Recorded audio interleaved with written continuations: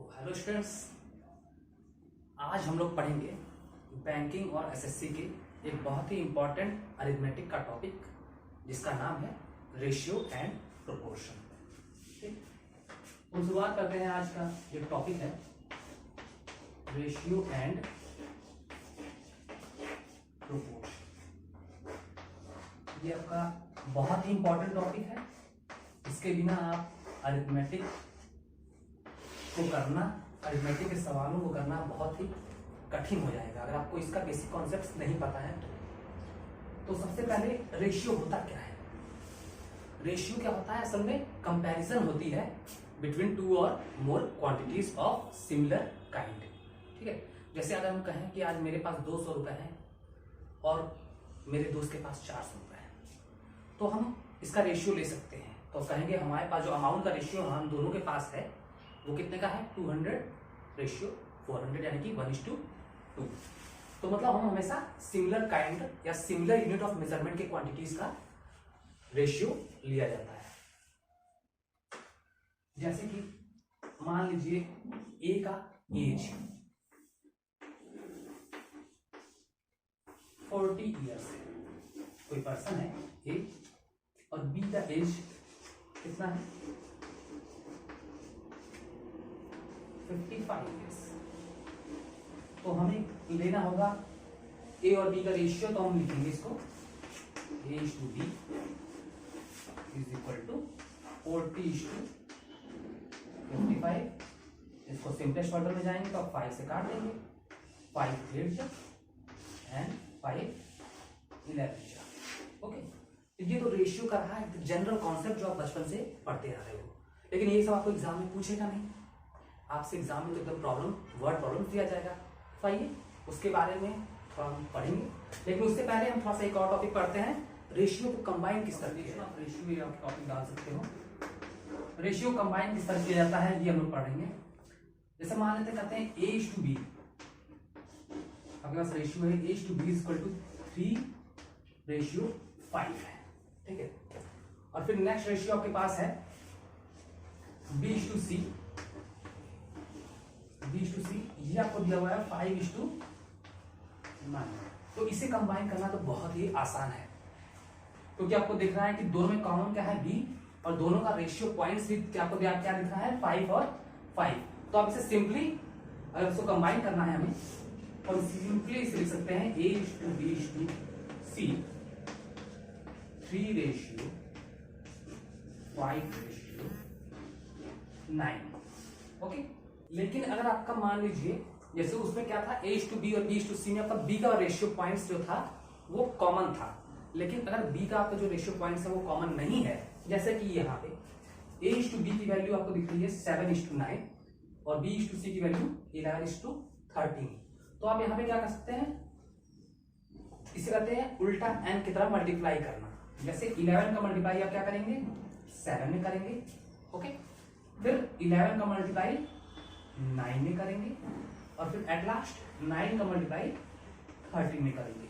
Okay, तो 11 का multiply आपने 7 में किया तो आया 77। 11 का मल्टीप्लाई आपने 9 में किया तो आया 99, और लास्ट में 9 का मल्टीप्लाई 13 में, 39 में 117। तो ये आपका रेशियो आ गया। अगर ये और किसी नंबर से कट रहा है तो इसे और सिंप्लीफाई कर सकते हैं। तो ये आपका हो गया A/B/C, मतलब इस तरह कंबाइन कर सकते हैं। अगर A/B आपके पास 2:5 है, B/C आपके पास 4:7 है, और C/D आपके पास 3:5 है। तो आपको A/B/C/D निकालना है, तो कैसे निकालोगे? ये आपको निकालना है। ओके, कैसे निकालेंगे? पहले आप क्या करेंगे? वही वाला स्टेप 3 वाला, पहले 3 को कंबाइन कीजिए, फिर चौथे पे आएंगे। तो 3 को कंबाइन करने के लिए पहले हम क्या करते हैं? यहीं पे पहले हम 3 को कंबाइन कर लेते हैं, A/B/C/D, इसको कंबाइन कर लेते हैं। ये कितना आएगा? जल्दी बता। 4 का मल्टीप्लाई पहले 2 में, ये हो गया आपका 8 फिर 5 में 4 5 जा 20 और फिर आपका 5 का मल्टीप्लाई 7 में उल्टा एन बन गया। ये आपका हो गया 8:20:35। अब क्या करना है, अब चारों कंबाइन करना है तो अब C/D वाला ले आइए रेशियो पॉइंट्स, उसका हो गया 3:5। तो क्या करना है, पहले 3 का मल्टीप्लाई तीनों में, 3 का इसमें, 3 का 20 में, 3 का 35 में, फिर लास्ट वाले से लास्ट वाले का। तो मतलब 3 8 जा 24, 3 20 जा 60, 3 35 जा बताइए 105 और 35 5 जा कितना होगा 175 आई थिंक, 35 जा 150 एंड 25 राइट हुआ। तो ये आपका हो गया, चारों को हमने कंबाइन कर दिया A/B/C/D। तो चार को कंबाइन करने का यही है कि पहले आप 3 को कंबाइन कीजिए, फिर चौथा वाला रेशियो पॉइंट है C/D उसको लिखिए। अब क्या करना है, 3 को सभी तीनों से मल्टीप्लाई करना है और फिर लास्ट वाले को लास्ट वाले से। तो ये आपका 4 का भी कॉम्बिनेशन हमने देख लिया। अब हम कुछ और कॉन्सेप्ट देखते हैं, जैसे कि अगर आपको इस तरह दिया है इस फॉर्मेट में 2A = 3B = 4C और आपको अब क्या करना है A/B/C का रेशियो निकालना है। कैसे निकालेंगे, तो अब कुछ करना नहीं है, आपको जो एक्सप्रेशन दिया हुआ है, इक्वेशन दिया हुआ है उसके वैसे ही लिखिए। बस क्या करना है, जो आपको एलसीएम में सॉरी न्यूमरेटर में जो नंबर्स आपको दिख रहे हैं 2 3 और 4, इसका एलसीएम लेके डिवाइड कर दीजिए तीनों में। तो 2 3 4 का एलसीएम होता है 12, एलसीएम ऑफ 2 3 4 कितना होता है 12 होता है। तो क्या करना है, बस 12 से डिवाइड कर दीजिए तीनों। ये इंपॉर्टेंट है कॉन्सेप्ट, इसको देख लीजिए। तो ये आप काट दिया, आपका बचा 6, तो ये बचा कितना A/6, ये बचा B/4 और ये बचा C/3। तो A/B/C लिखना है तो आप सीधे जो जो डिनोमिनेटर में है वही सीधे लिख दीजिए।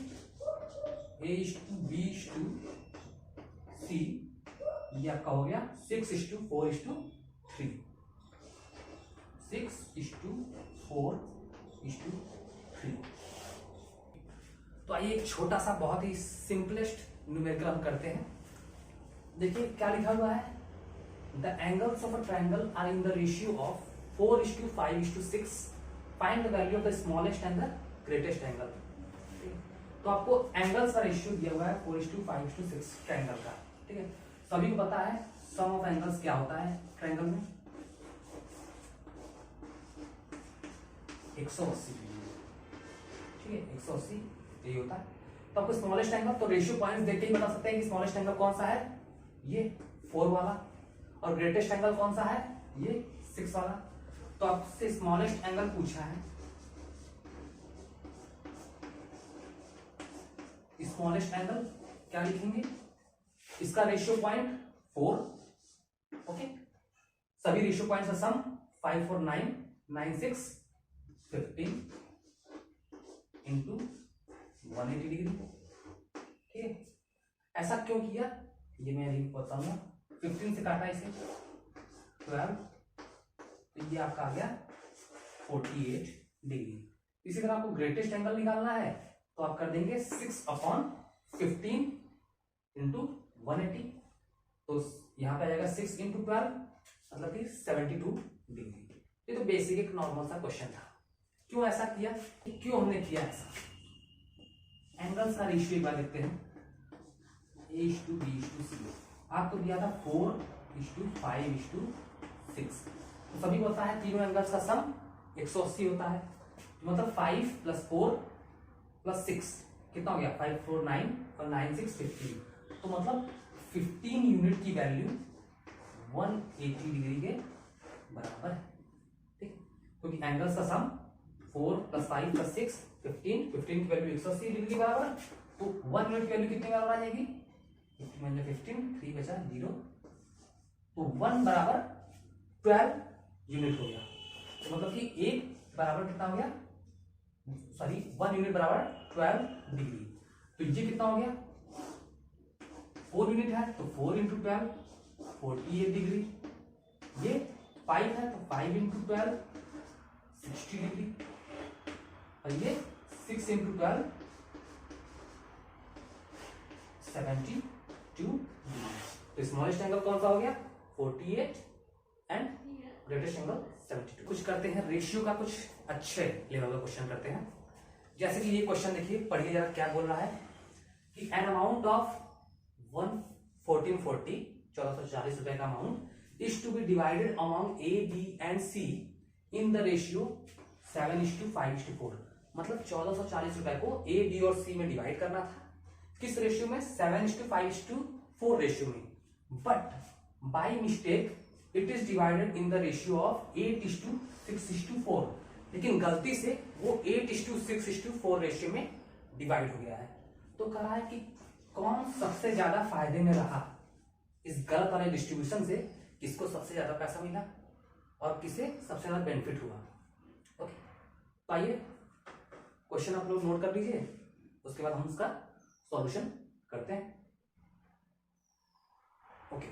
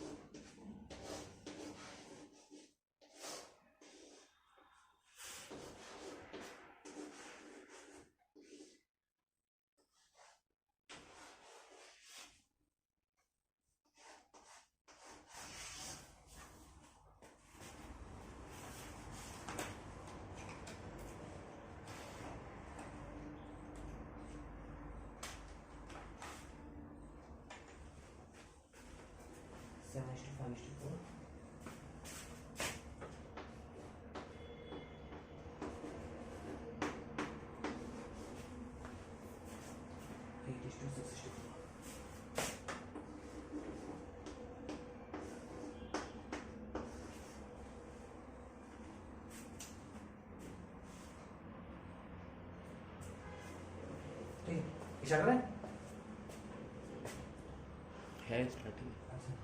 ओके, तो आइए अब इसका सॉल्यूशन देखते हैं।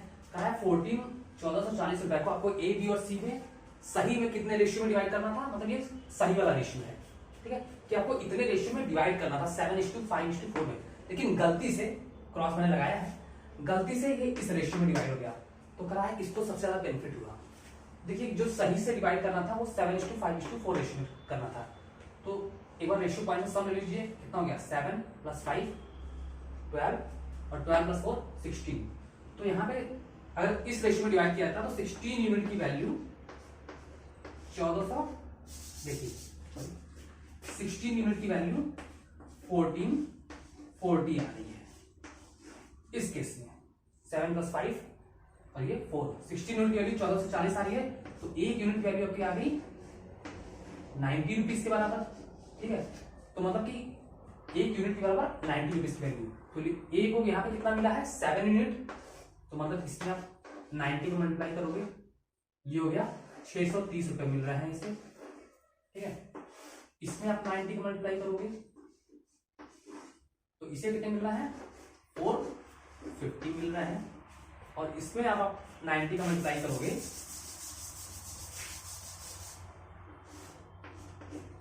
इंटू 90 तो आपको मिल रहा है 360 रुपए, ठीक है।